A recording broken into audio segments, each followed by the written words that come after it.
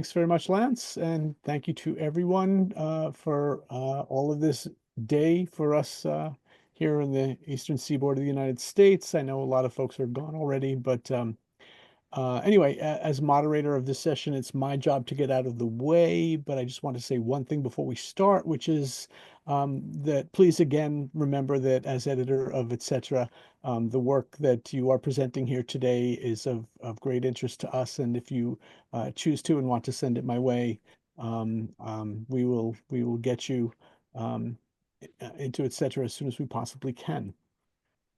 With that said, we've got 4 speakers, and again, I appreciate in advance everyone's professionalism in staying to time. We've been really good, and we certainly don't want to stay here until all hours. So let's just keep it rolling the way it's been rolling. And I have the pleasure to introduce Robert T. Ackland from the State University of New York College at Plattsburgh, which is, yes, in New York, but the opposite end of the state from where I am. And the title of his presentation is Pointing at the Moon, Using Multiple Languages to Reflect on Reality. Take it away, Robert.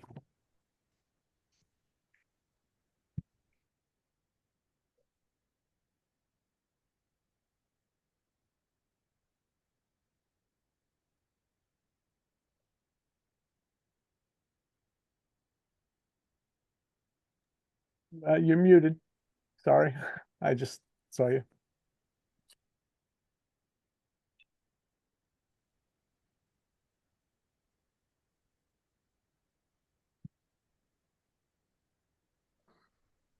Well, that was certainly an interesting way to start my presentation. Let's see if I can start it again.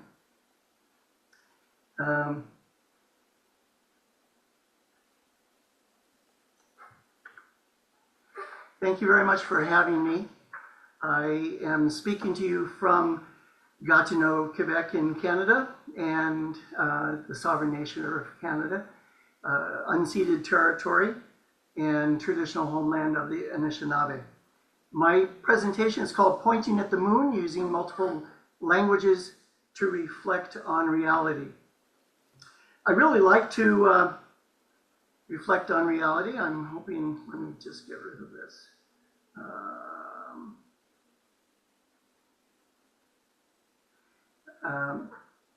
This is a photograph I took in Salzburg at the Think shoe store. I'm first going to be reading a story to you from a comic book from China, and it was written and drawn by Xi Chung, Pointing at the Moon. One day, a nun named Wu Jin Kan, and I'm sorry, I don't speak Chinese, so I will just give you my best version of that, asked the 6th Zen patriarch, Huneng, I've been studying the Nirvana Sutra for years and years, and there are still some passages that I don't quite understand. Do you think you could explain them to me? I'm sorry, I can't read. If you can read the passages out for me, I can see if I can help you understand them. If you can't even read the words, how can you understand the truth behind them? The truth and the words are unrelated. The truth can be compared to the moon, and words can be compared to a finger. I can use my finger to point out the moon, but my finger is not the moon, and you don't need my finger to see the moon, do you? Language is merely a tool for pointing out the truth, a means to help us attain enlightenment. To mistake words for the truth is almost as ridiculous as mistaking a finger for the moon, wouldn't you say? Now, my colleague from SUNY Plattsburgh, Yong Yu, would be able to read this script that you see here. And it just amazes me when you think about the variety of languages in the world. And when you look at the full moon, you can, of course, call it many things other than, in English, what we say is the full moon. So the surrealist René Magritte did something called les mots et les images, words and images. He did this and hand wrote the text here in 1928. In 1929, it was later put into a surrealist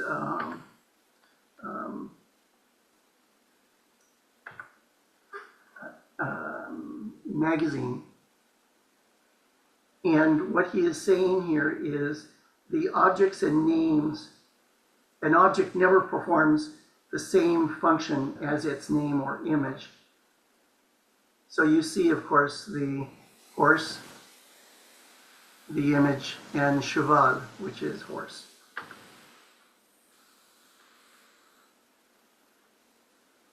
I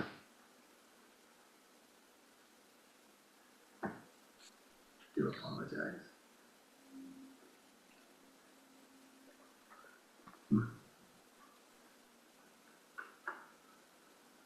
Ceci n'est pas une pipe. This is called, ceci n'est pas une pipe in French. It's also called la trahison des images. And in this particular translation into English, it's called the treason of pictures. It's also in French, trahison can mean treason, but it can also mean treachery. So treachery of images is another translation that you'll see for this. And it can mean betrayal. Many of you are familiar with Magritte's La Condition Humaine, and I used it in a recent article in etc. that I called Magritte's Tree Through Condiac's Window. The researcher is able to look out the window and sees a tree perhaps, but we only see the depiction of the tree when we look at the research. Now I have a copy of Magritte's painting in my office. Here you'll see the actual card that I photographed for the previous slide. And this copy was actually done by my daughter when she was 10 years old. And she did it in a neighborhood art studio. And of course, this is not a Magritte. This is a Magritte. And I used the black and white version of this painting in my dissertation in 1994. Later on, when I was a teacher education professor, I handed out copies of the photograph, and I gave it to groups of people and had them talk about it with each other. And one of the people said, "How did the photographer get the clouds to line up with the painting on the easel?" This is not a photograph. So when those people were looking at this, they had the impression that they were actually looking at a photograph that a photographer had taken of an easel in front of a window. So of course we know that a tree, sky, some bushes, un arbre, le ciel, des arbustes, can be arbitrary. All of those words are arbitrary. We can use any language to give meaning, and Condiac tells us that words are signs for communicating and for acquiring knowledge. Étienne Bonneau, l'Abbé de Condiac, a philosopher from the French Enlightenment. And philosopher comes, of course, from the Greek philos, loving, and sophos, wise. This is a image that I took from Funk and Wagnall's college dictionary. My dad used to say, look it up in a dictionary when we asked how to spell something, and in the TV show by Rowan and Martin, Laugh-In, the phrase came up, look it up in your Funk and Wagnalls. So Condiac was an 18th century philosopher, as I said. I had a chance to get his enormous book. This is a 1947 printing of his philosophical works by Leroy, put together by Leroy. And here's a page from that. This is from the Cours d'études, which is the course of studies, and it's de l'art de penser, on the art of thinking. And this particular chapter in there is called Des moyens les plus propres à accueillir des connaissances, in 18th century French, the means that are the most proper to acquire knowledge. So During the final 2 years of Condiac's life, he added a few paragraphs to his work that was originally written in 1746, and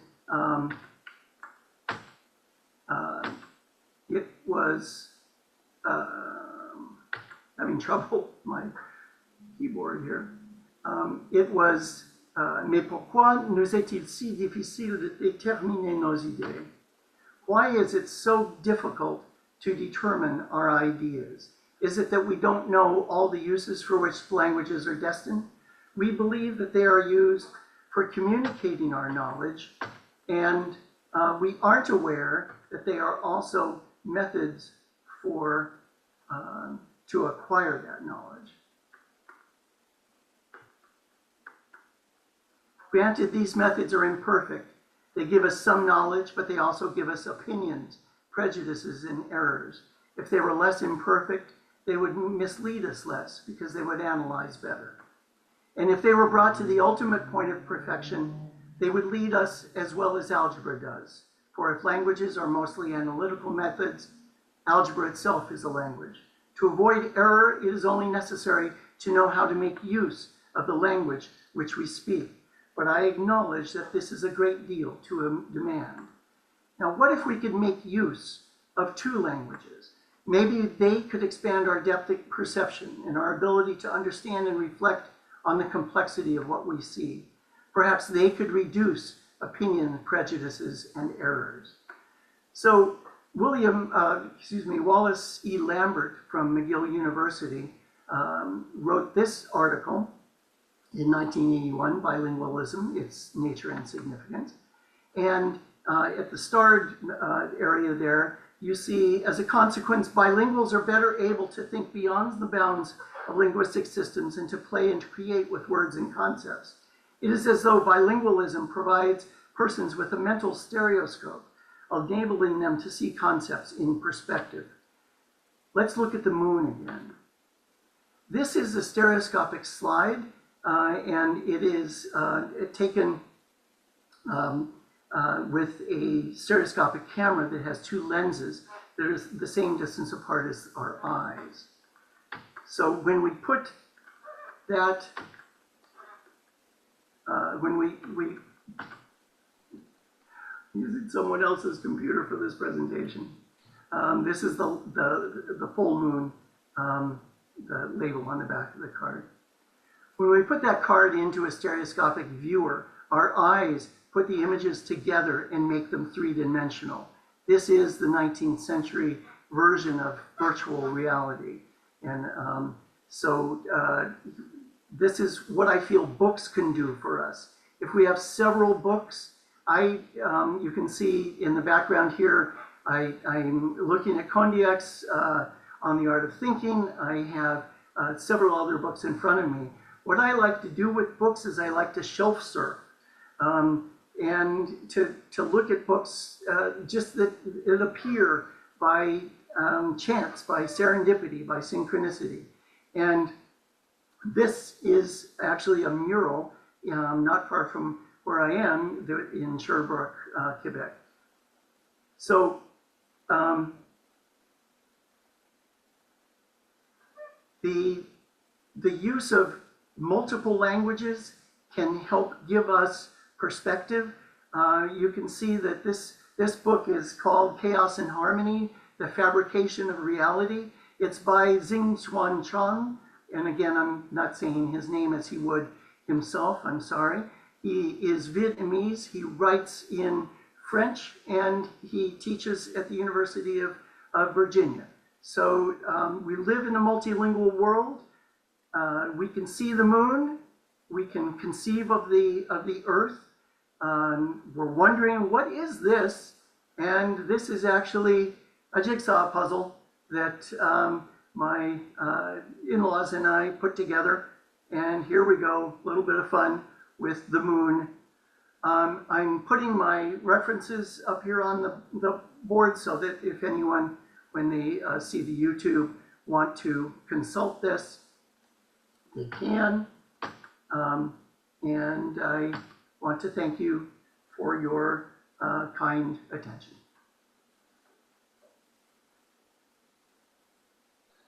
Great. Thank you so much, Bob, and thank you for keeping to time. Hopefully, everyone will have some time for questions for you and for all. So moving right along, the second presenter in this panel, the Genes of Culture, is Elsa Sánchez from Universidad Panamericana in Mexico. And the title of her presentation is The Problem of Knowledge as a Sign in the 17th Century. Elsa. Thank you, Thom. Thank you, everyone. I will share my screen. Let me know if you can see. Okay. Well, thank you for having me here. I'm Elsa, I'm from Mexico City, and I'm currently pursuing my master's degree in history of thought at the Universidad Panamericana in Mexico City. My academic focus and my interests include philosophy of culture, epistemology, critical thinking, and the role of women in the history of thought. Today, I will share an insightful perspective based on my research and my reflections in these areas. Well, about the problem of knowledge as a sign in the 17th century. You might wonder why in the 20th century, it is still important to address the 17th century. The truth is, although we are far removed from it in time, the core of human dilemmas still permeates our culture. Becoming aware of these issues and striving to pass them on to future generations is, in my view, of great significance. One such issue is the problem of knowledge itself. A significant transformation took place from the 17th to the 18th century, a pivotal moment in the way of human beings understand and explain knowledge.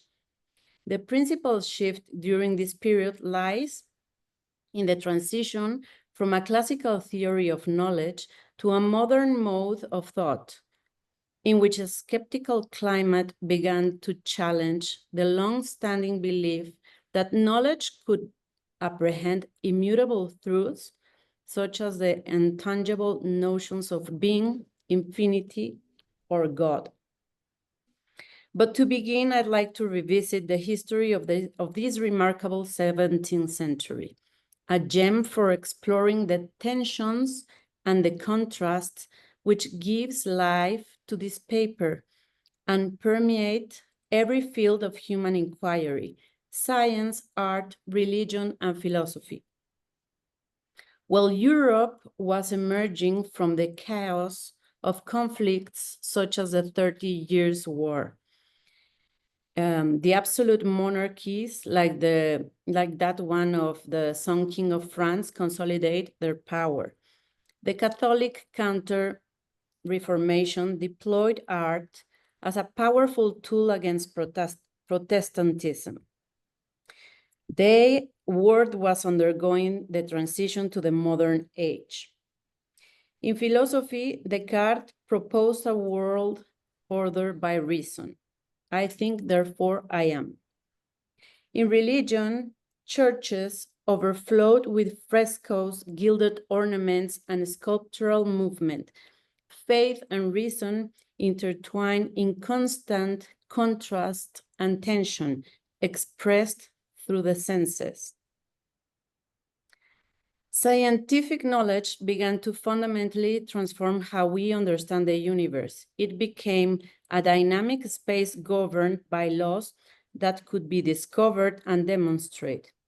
Intellectual figures such as Galileo Galilei, René Descartes, Kepler, and toward the end of the century, Isaac Newton sought to resolve celestial mysteries through mathematical calculations. From this shift, the most relevant idea of the time emerged. The universe is not geocentric. This realization triggered the collapse of the established classical theory of knowledge. In the arts is where this tension between opposites is clearly noticeable, and it is a good example to argue the 17th century point. Here we clearly see the expression of tension and contrast, erupting in intense emotion, dramatism, and the pursuit of sublime. Think of Caravaggio or Bernini, for instance. Baroque art is spectacular, excessive, full of light and shadow. It mirrors the human condition, conflict, the transience of life, power, divine, and the earthy. A powerful example of this is the Italian Baroque painter Artemisia Gentileschi. Much could be said about her and her art, but I'd like to focus on this.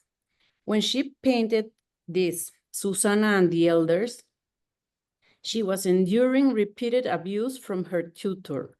She denounced him.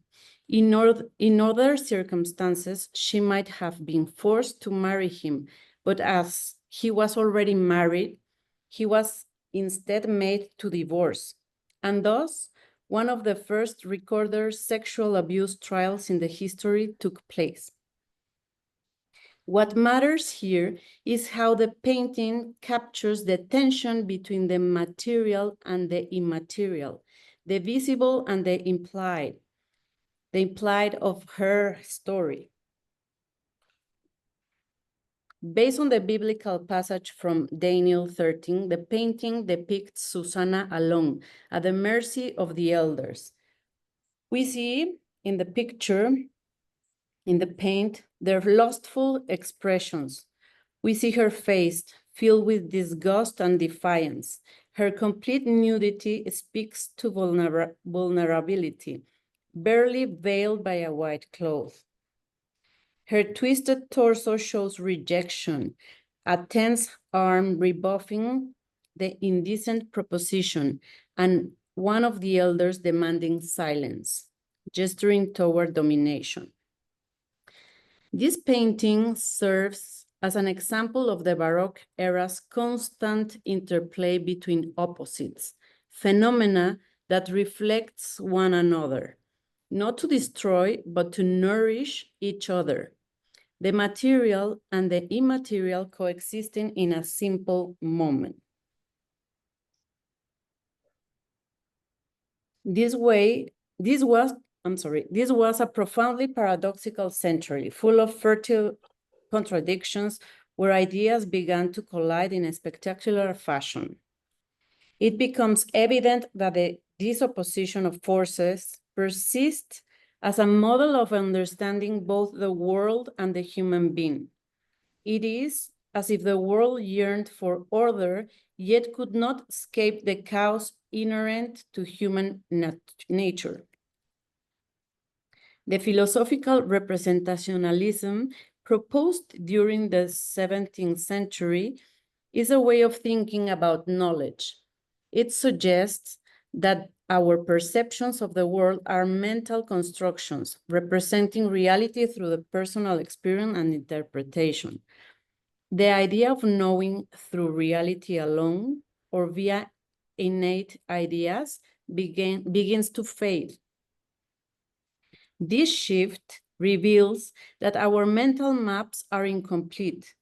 From this uncertainty, this doubt that we can truly know reality, emerge many other questions. If science is born from humanity's need to explain the world, another need arises from it, to explain ourselves. What, then, is the territory within ourselves? How can we explain it without invoking abstraction? If we think through representations, through maps, how can we communicate our inner territory to others? This gives rise to one of the key problems of human communication. Our representations only relate to one another in parallel. Like maps, they are incomplete tools and thus fall short in fully capturing reality or conveying it to others. given the clarity of our so I'm sorry.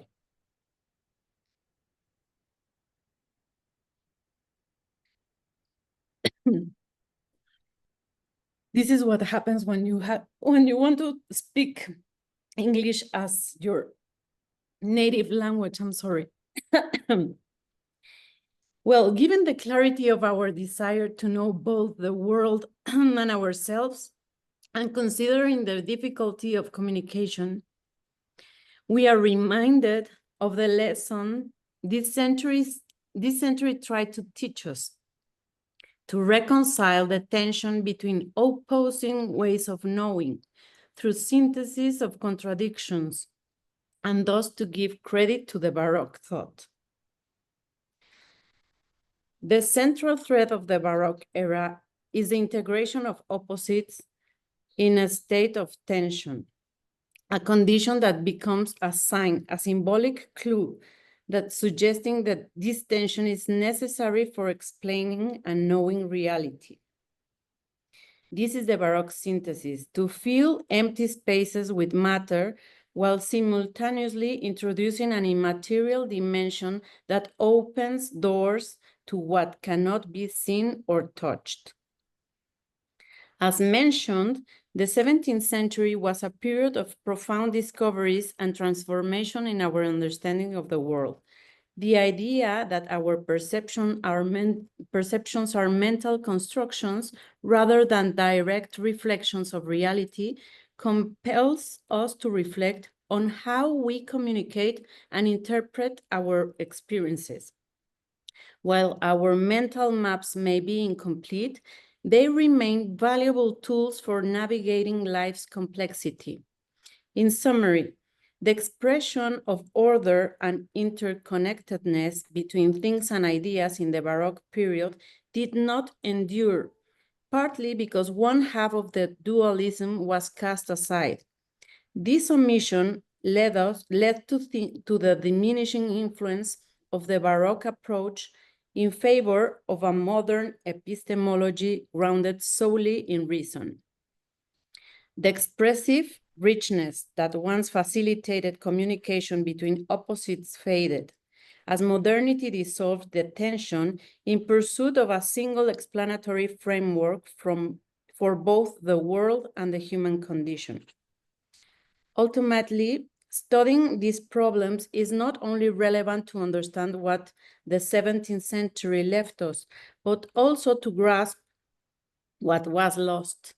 Thus, we witness the triumph of the Enlightenment epistemology, which sidelined one half of the essential tensions in its quest for a reason-based comprehension of reality. If there is no inherent relation between things and ideas, but only harmonic expression of phenomena that survives through meaningful communication, then we must pay special attention to nurturing those connections that speak of the intangible. By acknowledging the complexity of our representations and the contemporary challenges in communication and knowledge, we may strive toward a fuller understanding and deeper connection using a more complete map. Thank you very much.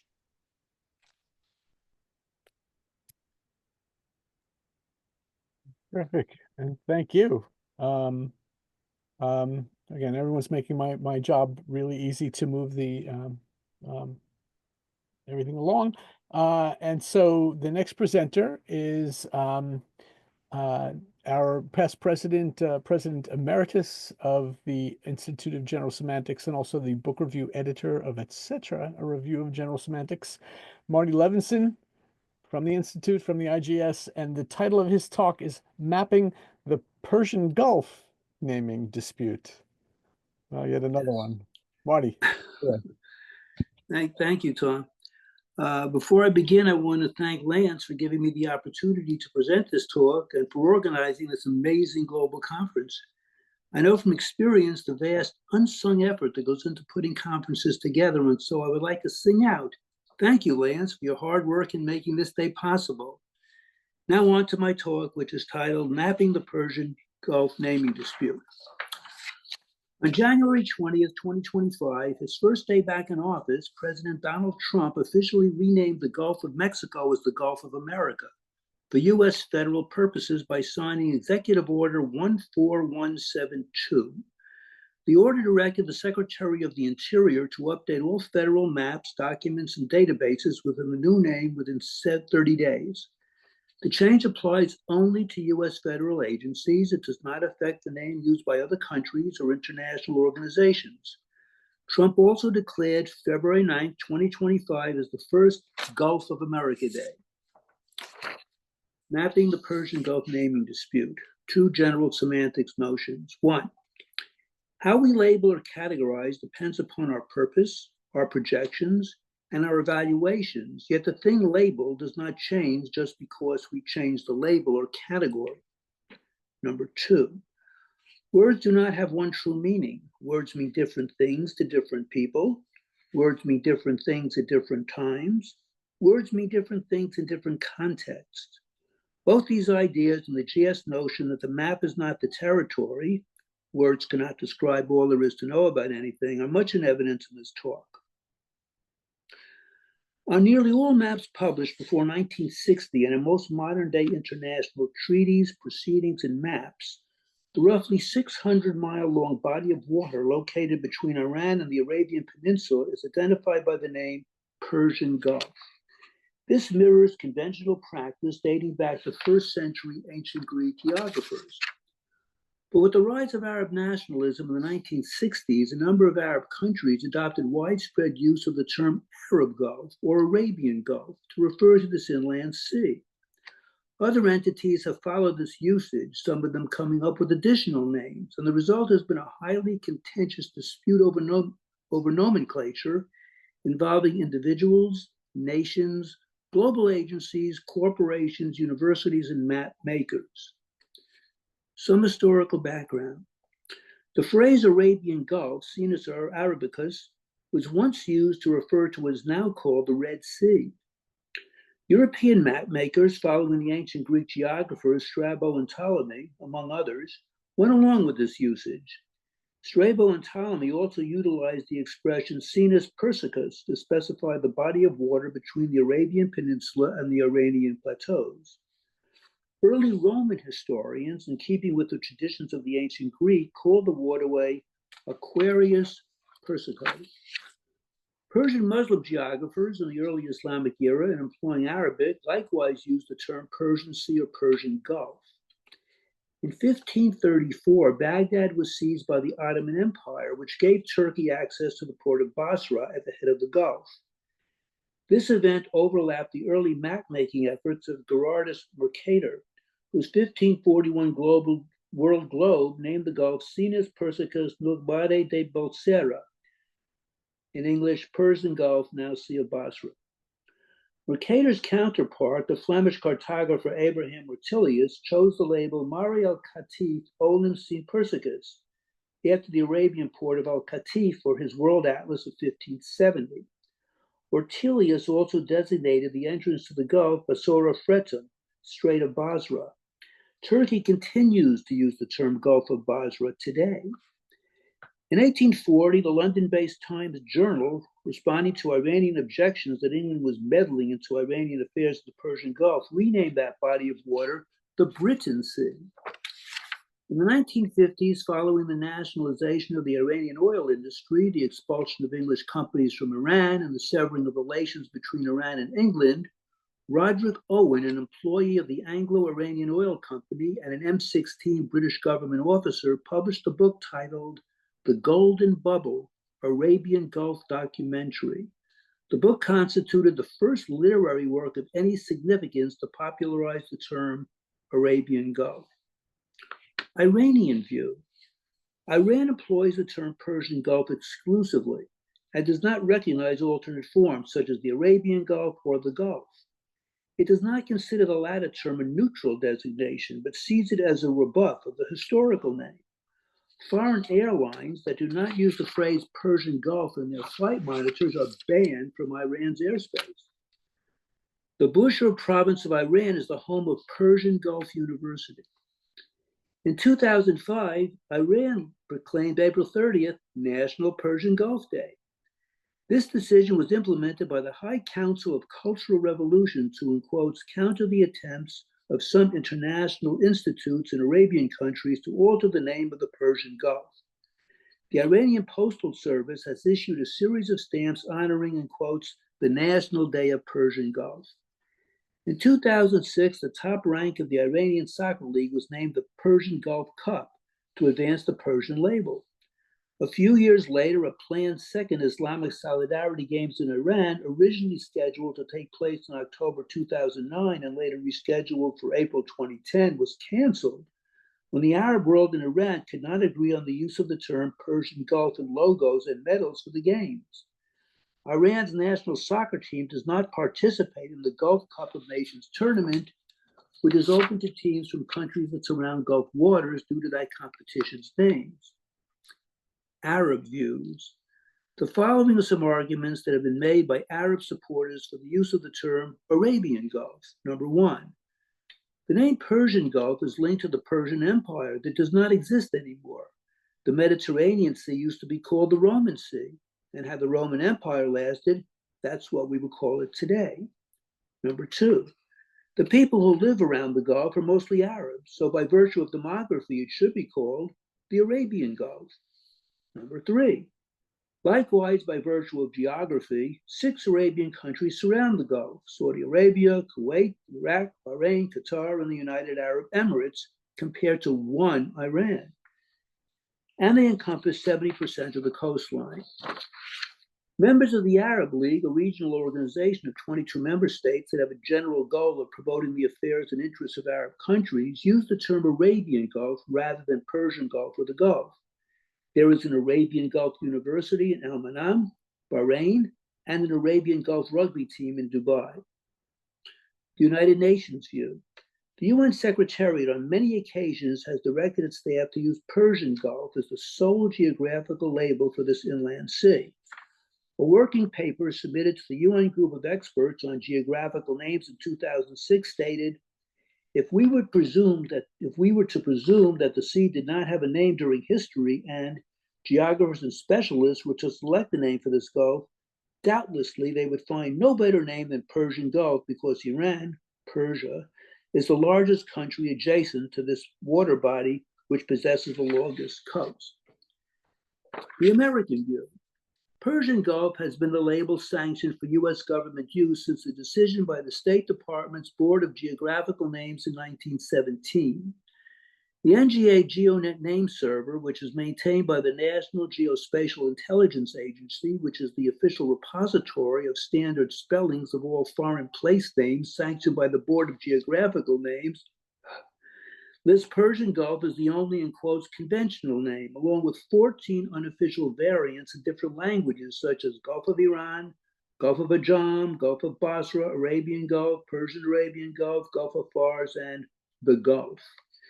In recent years, due to increased cooperation with the Arab Persian Gulf states, various branches of the U.S. Armed Forces have issued orders to their personnel to use the expression Arabian Gulf when working in the vicinity, in part to abide by local conventions or simply to follow local laws, like those in the United Arab Emirates that prohibit the use of the term Persian Gulf. For similar reasons, branches of American universities in the area have excised references to Persian Gulf in their teaching materials. Osama bin Laden's view. Following the Iranian Revolution of 1979, there were calls by Ayatollah Khomeini and a number of Islamic groups to use the expression Islamic Gulf.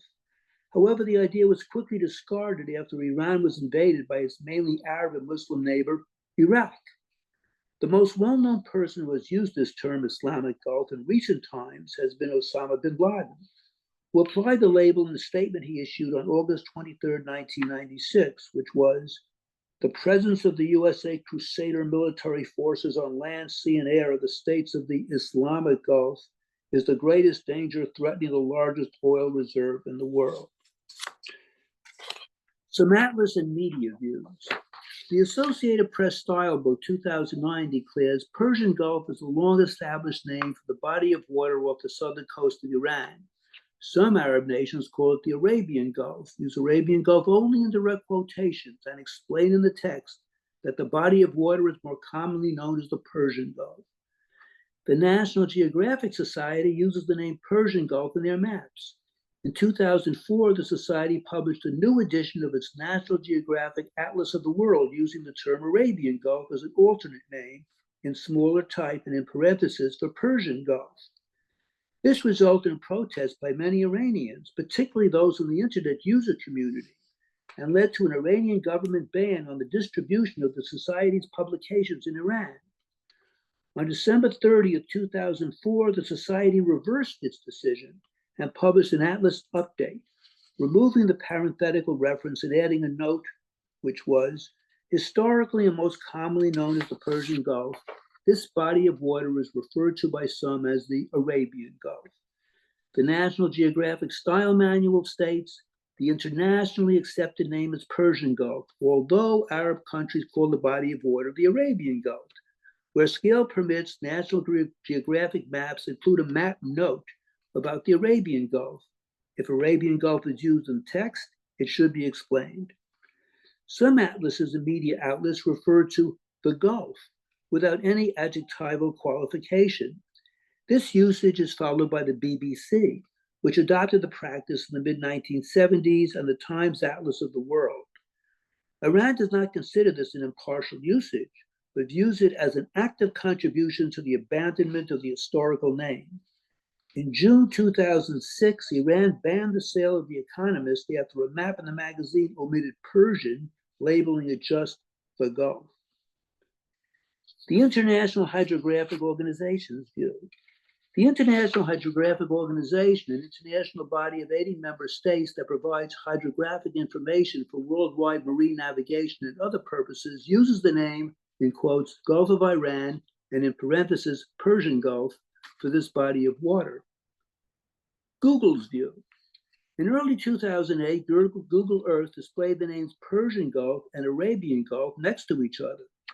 A subsequent Iranian online petition, harking back to the conventions of pre-1960s map makers, the authority of the UN, whose official endorsement of the name Persian Gulf is based on a small library's worth of archival maps, literary references, and other historical source material, criticized Google for being unscientific and unaware of international standards. 2 months after the immediate and unconditional deletion petition went live, Google posted a statement explaining the protocol for naming bodies of water. The statement, which made no mention of the Gulf or the Iranian petition, explained that Google decides what to call various geographical features solely by determining what names are in use today. Google Earth, in quotes, displays the primary common local name given to a body of water by the sovereign nations that border it, said Andrew McLaughlin, Google's then director of public policy. If different countries dispute the proper name for a body of water, our policy is to display both names. And I will finish with the views of 3 petitioners who on the internet gave their 2 cents. These are Iranian petitioners who wanted Google to delete it. Number 1, this is absurd. The whole world knows there is no place called Arabian Gulf. Google must be so ignorant and malicious to try to pull off such a stunt. Number 2, this has always been Persian Gulf. Through history and on maps, it is indicated Persian Gulf. There is no reason to change its name now unless for political reasons. Number 3, how many Jew-hating, Christian-hating, and Iranian-hating sheiks does it take to pay off these people? The Persian Gulf Arab governments are getting more dangerous by the day, and the US, Iran, and Israel must stop them. They are the new Nazis of our day, and if it was up to them, they would turn all of us into lampshades and bars of soap. Wake up, people. End of my talk. Thanks for the attention. Thank you so much, Marty. Thanks. And we have one more presentation as part of this title with part of this panel with a title for a presentation that's pretty meta, given the fact that we're doing this virtually. It's Chris Travieso. Travieso? Travieso. Travieso from St. Thomas University. And the title of his talk is Zoom, an atypical electronic medium. Thanks, Chris. Thank you, Thom. Uh, thank you, thank you, Lance, for your vote of confidence. And thank you, everyone who's putting this presentation together. I found myself teaching on Zoom from one day to the next in 2020. I was teaching as an adjunct professor in Miami-Dade College, and uh, the Zoom Live feature became a thing. And not only was I teaching students at the college level, but I was also a full-time high school teacher. So from one day to the next, I went from teaching adolescents in the in-person classroom to teaching adolescents on Zoom in what felt like more of an underground bunker because of the pandemic and what all that brought. At the same time, I was working on my PhD, and I always had a passion for understanding media or mediums as environments. And so, of course, trying to be as practical as possible with my PhD, I thought, why not focus on Zoom as a distinct media environment? And so here I am on Zoom, saying things about Zoom uh, uh, to colleagues from all over the world. And I think it's undebatable how prevalent Zoom has become. Um, uh, Over 6,000 educational institutions use Zoom. It's a company that's been operating in the green since the pandemic. Um, and I wanted to see what media ecology said about mediums themselves and content, because as a teacher, in quotes, um, one of the stereotypes that I don't like to ascribe to is the fact that as an educator, I'm a content giver, as in the sense of I'm informing the figure. And my argument is that Zoom is more about forming the ground. And I'll get into that a little bit. But some foundational definitions of a medium date back to Marshall McLuhan, Edmund Carpenter, and of course Lance Straight. McLuhan said that the medium is what scales and forms human association and action. And Edmund Carpenter said that a medium is like a language, and it codifies reality in its own unique way. And Lance Straight spoke about, and this was really the point that got my mind cooking on what Zoom is and how best to use Zoom as an educator.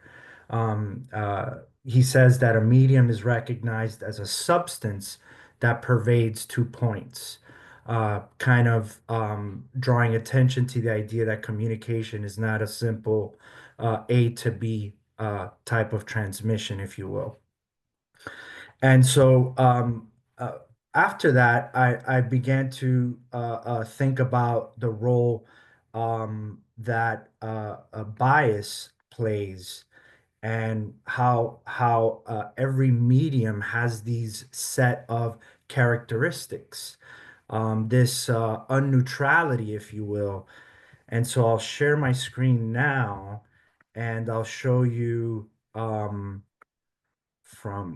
current slide. I'll show you a very popular snapshot of a gaming of a video game called Minecraft. Uh, if you could take the image in there for a second, you see that there's a lot going on there.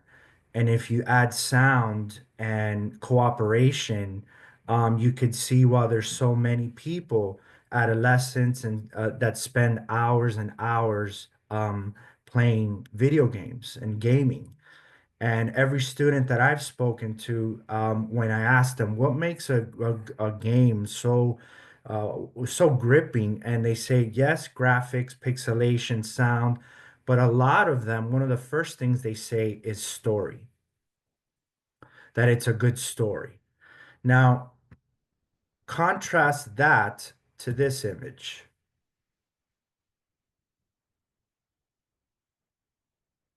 which is what we've been um, uh, looking at for over here then since Saturday morning, right? Or a whole Saturday, right?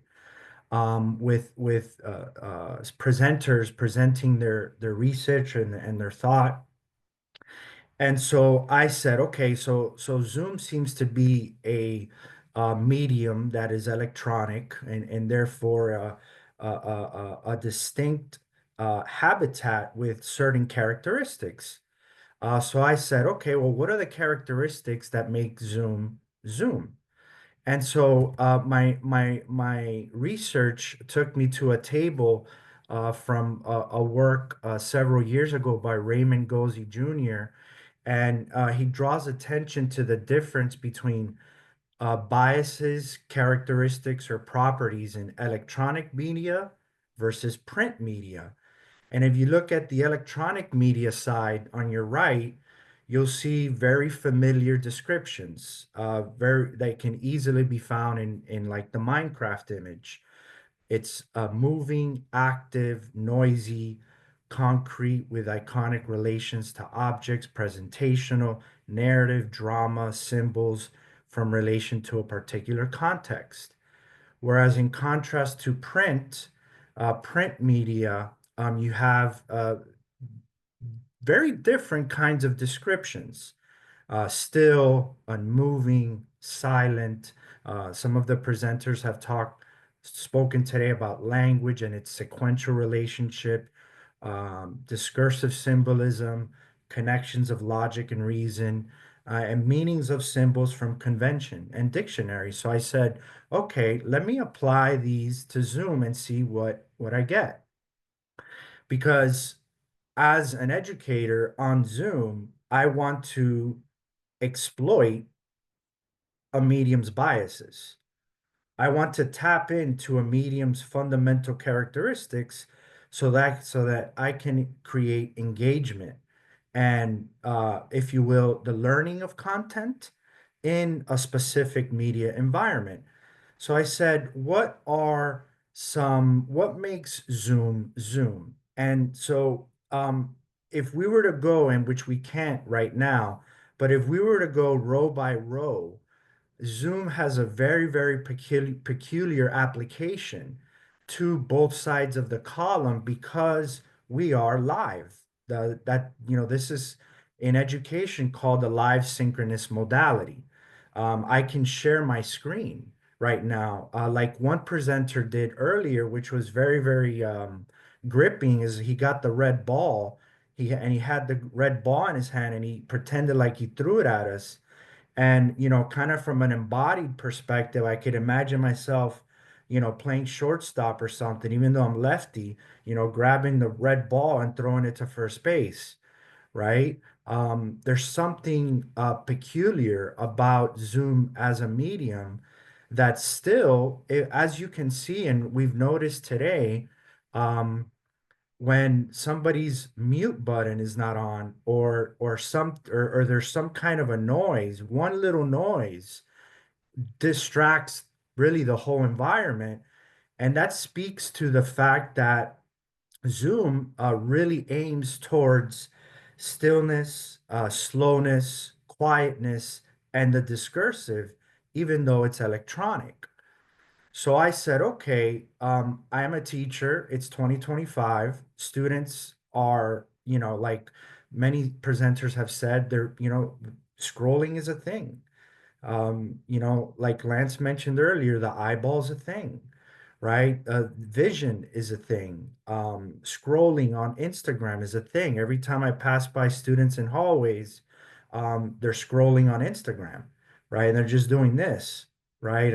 And so I said, okay, what is the best approach to Zoom? And I had to take into account something that's been talked about today as well, which is embodiment, right? I'll share my screen again just to, I think I have 5 minutes, so I gotta speed this up.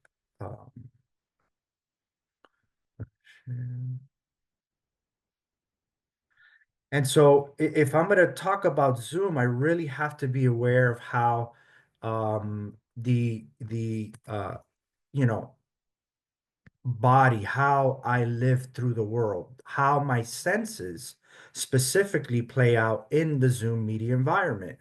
I don't know about you all, but one thing that I struggle with on Zoom is a tension between visuality and the oral or the auditory.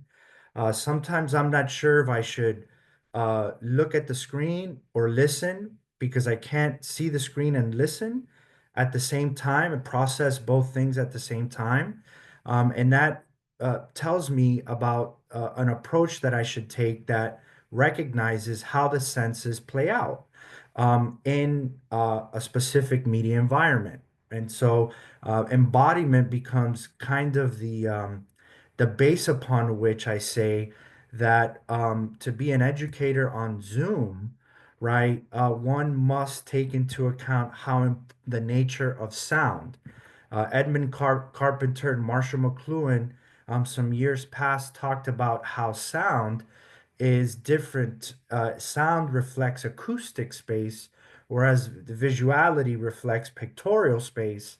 And acoustic, I believe it was Young that said, um, uh, uh, uh, McLuhan and Carpenter said that acoustic space is dynamic, always in flux, creating its own dimensions. Don Idy said voice is a kind of surrounding, an auditory atmosphere. Walter Ong says that sound acts as a special sensory key to interiority. And so I said, how do I make the Zoom classroom oral so that it is making the most of its bias of stillness, slowness, quietness, and tendency towards the discursive. And so I said, okay, a very practical approach to teaching on Zoom, first off, recognizes the power of formal cause in the fact that the educator in the room, like Merleau-Ponty points out here, the educator in the room without walls runs ahead of itself in relation to things in order to confer upon them the form of things. The educator is the former of his or her environment. But to be a proper former of the environment, the educator should understand what of the environment lends itself to the most effective pedagogical approach. At Marshall McLuhan, you see in the medium is the massage. You see that Professor McLuhan says that the environment the man creates becomes his medium for defining his role in it. So even though the educator is in a biased environment, the educator still has options with respect to shaping the environment that he is in or that she is in, and that they are really in charge of. And so my last slide here is dialogical education. And it basically stems from the idea that goes back to Bateson, where communication is not just about content, but it's also about relationship. And so a philosopher named Ronald Arnay, this was before Zoom was a thing. He said that dialogic education is a form of communicative practice that invites conversation about ideas and between people while asking questions, while asking value questions of how and why a particular information will be put into action. And so in the Zoom classroom for the educator, it is really, really important that the content not be the sole aim of the class, but that some form of dialogic or dialogical process be in place so that Zoom, exploiting the bias of stillness, slowness, quietness, and the discursive, can become a deeply acoustic space where the voices, human voices, right, become almost its own environment. So that the visual, right, one of the things that came out, some studies, is that one of the problems with Zoom is that the lack of direct mutual gaze, and Zoom fatigue became a thing. So the more the polyphony of human sound is unleashed on Zoom, I think the better its biases are exploited. Thank you. Okay, Chris, thank you so much. Absolutely. Thank you to everybody. We're actually in perfect time. We've got about 15 minutes to ask questions, and I see some hands up. I'm going to go with Laura first, and then Ryan.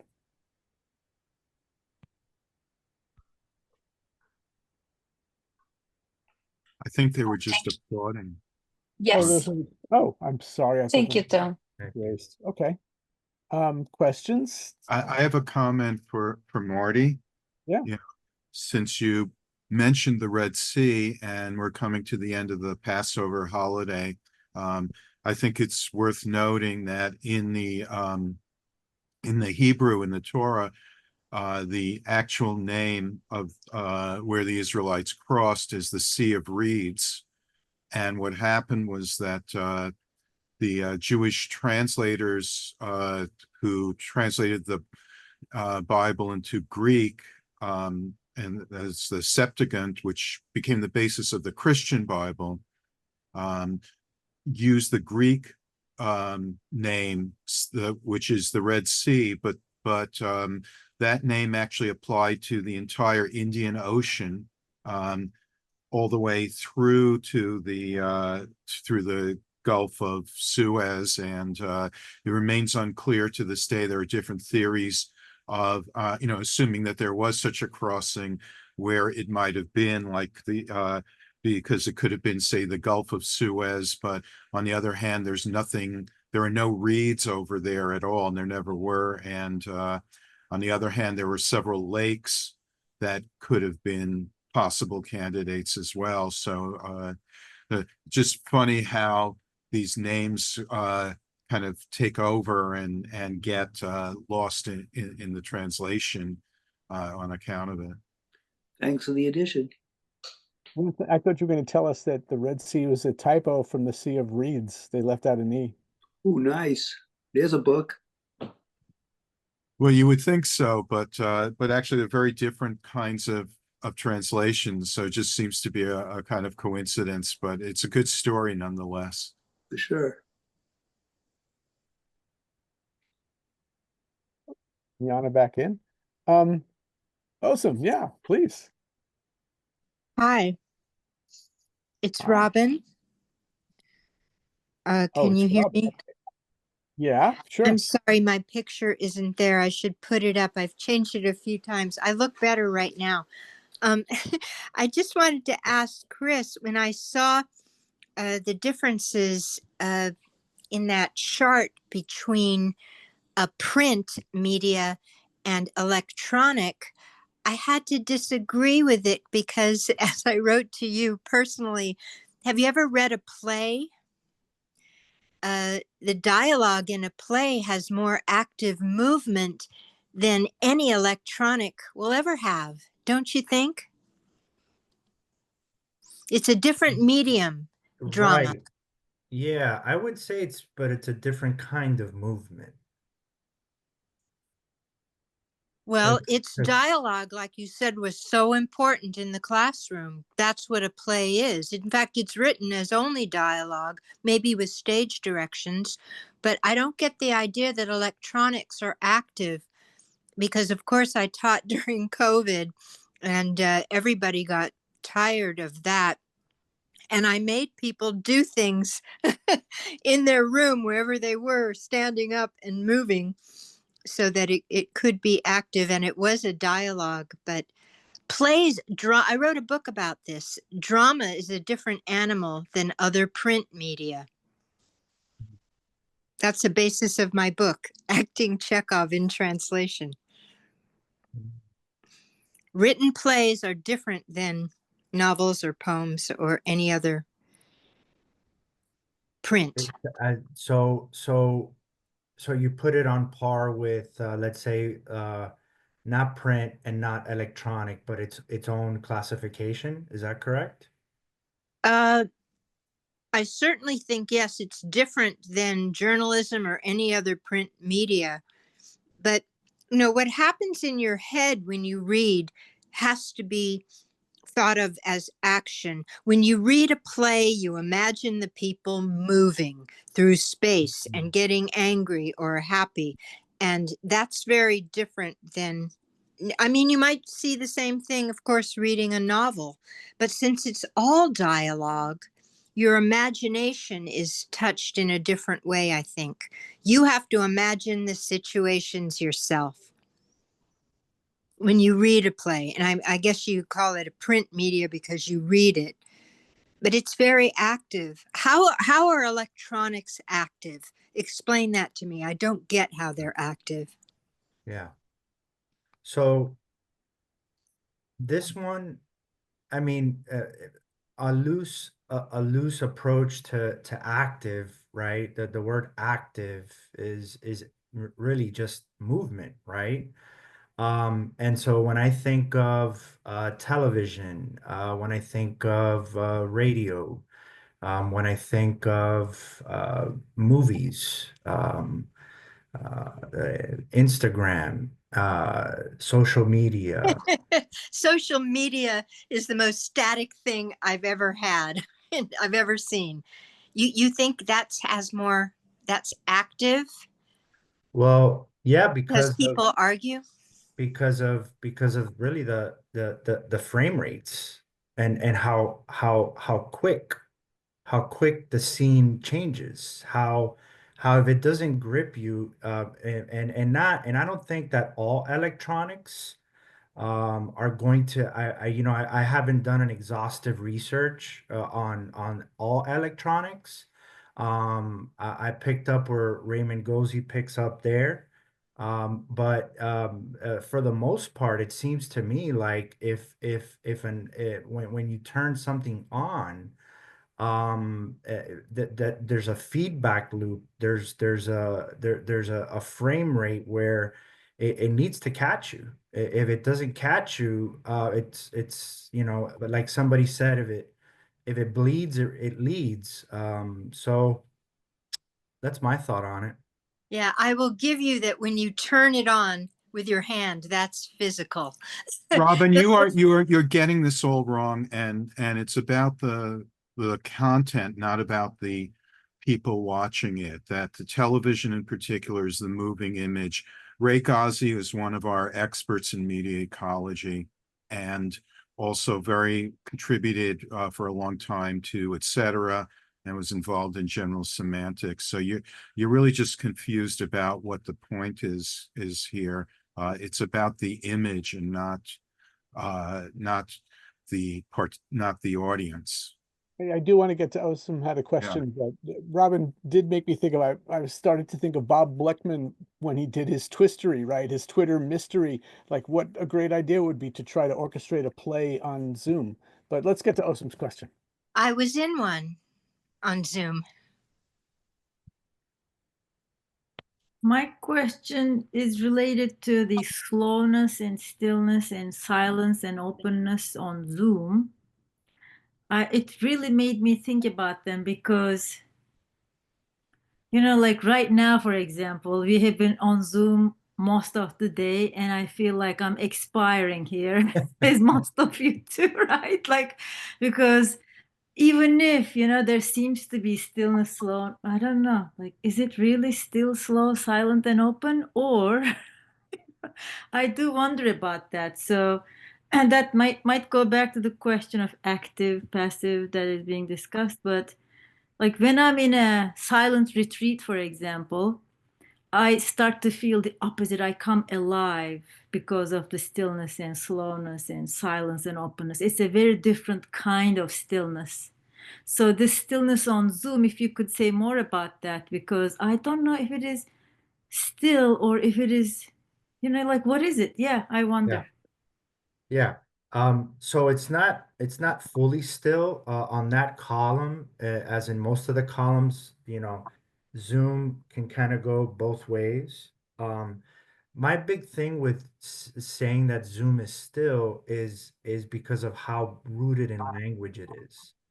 And how right now, in order for you to understand me, I have to talk in it not slow, but we're stuck on the semantic of language. We're with the discursive, and if I start talking very fast, and then it's like the purpose of the medium, right? It just kind of fades away. So there has to be, it seems to me, a silence embedded in it that allows it to work. Sure enough, I can share my screen and show you a picture of a race car going 500 miles an hour, but the medium, right? Almost like the openness and passivity of the medium is what allows the race car to appear really, really fast on the screen. So those are my thoughts. Thank We have you. one more question from Ryan. Hi, so thank you all to all of our presenters here. I'll try to lower my hand. So just real quickly, I think Chris, you brought up some interesting ideas. I might encourage you, this is more of a comment, I might encourage you to think about Meyerowitz's no sense of place in terms of Zoom and what Zoom does to our sense of place, and what we might lose in terms of Sure. conventions of the classroom. You don't have to respond to that. Just something to think about. And I do have a question for Bob. Well, if I can say real quick, Ryan, I did look through Merowitz's work, No Sense of Place. I believe it's there where he differentiates between preoccupied space and occupied space. Mhm. But I'll take another look at it. Thank you. Yep. And so my question is for Bob, and I guess it's two part. So Bob, are you bilingual or multilingual? And I think conversations in between sessions. I'm interested in terms of like the ways in which technology interferes with, enhances, impacts the are people who, I'm not bilingual, people who are bilingual, and what the implications of that might be in terms of our perceptions of reality. Yeah, I thank you for the question. What's really interesting is that when you are encountering people who speak more than one language, a lot of them just switch between languages whenever they see the need to, and they don't think it's a big deal. I've always been amazed as an American who had to work really hard to learn French, that when you come to Quebec, for instance, where I am right now, people will speak whatever language works, and they don't draw attention to the fact that they're speaking that language. They'll switch to English to help you out if they think that it's easier for you to speak English. And the thing that I'm always interested in is when you hold up something like this, what is the first thing that comes to mind? Is it pen? Is it plume? Is it something you write with? I'm fascinated by that. And I think that's why when I was so impressed to see Elsa's work about the 17th century, because I've been focusing on the 18th century with Condillac. And we need to look back at what all of these people had said so much before their keyboard screwed up and I couldn't get the slides to advance during my Zoom presentation. And they were writing with quills. Can you imagine? So anyway, Elsa, I would love to hear you say something about that image of the young woman. You know, it was so striking, and I'm so glad that she was able to get that get that produced. May I? Yeah, please go. Okay. Thank you, Bob. Well, you know, you said something very important. My in-laws, they are Americans, and then I had to learn English because of that, because I had English in school, but you know, we just get it to the verb to be and that's it. And then I learned to talk with my people and whatever. But if I could be in this symposium in Spanish, I know I would be able to express myself better.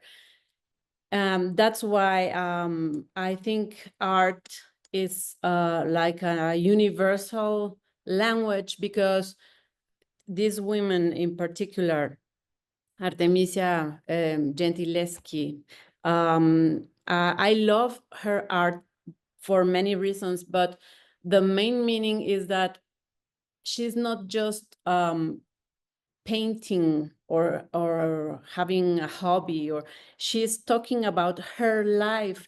And even if it's Italian or Spanish or French or English or whatever, in the bottom, we all know things when we see, you know, like the pipe or the pen. And I think that's very interesting. And I think we have to be more comprehensive with people, because sometimes you meet people from different backgrounds or different beliefs, and at the end we have always something to share, our humanity. That's it. Thank you. Ryan, I'll let you go, but I just want to make sure that we do have time for a break before the last session. So, you know, people can jump up and down, run up and down the stairs, run around the block. Yeah, does this isn't really a question. I'm just kind of like, again, Elsa, thank you for your comments. I'm just kind of curious about like, it makes me think back to Tiffany's presentation about like cognitive offloading, and you know, if people want to break and go out here in between sessions, but it makes me think about like the idea of, you know, you see those commercials where someone's, you know, speaking into their phone and they use the phone to translate a message to someone else. And, you know, that to me, I don't know if Tiffany would agree, but that seems to be kind of a type of like cognitive offloading, right? I haven't taken the time to learn this language, right? And I'm going to offload it onto that technology.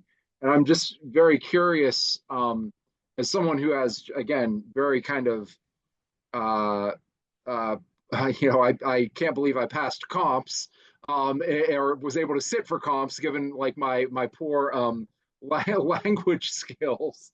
But I'm just kind of curious as to like, especially those who are bilingual, like, you know, what type of cognitive offloading would you describe it as cognitive offloading is occurring now that that more like translation technologies are ubiquitous?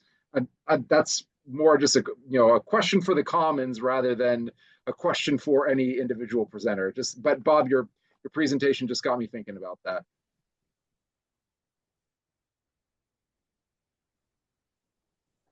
Okay, well, thank you, Ryan. Thank you, everyone. I'm going to wrap this and again, give us a chance to just take a couple of minutes break before the last session. You stalwarts who've been here the whole day, night, whatever it is for you. Thanks so much to everybody, and we'll see you in about a little more than 10 minutes.